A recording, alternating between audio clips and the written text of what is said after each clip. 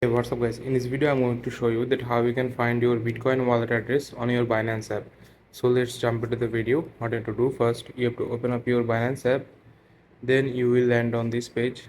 After that you have to click on wallet option in that bottom right corner.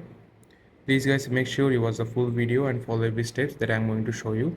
So after doing so, you have to click on deposit option here so that you can receive the Bitcoin on your wallet. Then you have to click on search. After that you have to type BTC like this, then you will find Bitcoin option. So after doing so, you have to choose the network that you wanna receive the Bitcoin from. I'm choosing BNB Smart Chain. So after doing so, you will find your wallet address here. You can pretty much copy this wallet address and send it to anyone that wanna send you Bitcoin. Otherwise, you can pretty much scan this QR code and receive the Bitcoin on your wallet. So this is how you can find your Bitcoin wallet address on your Binance app. I hope you find this video helpful guys.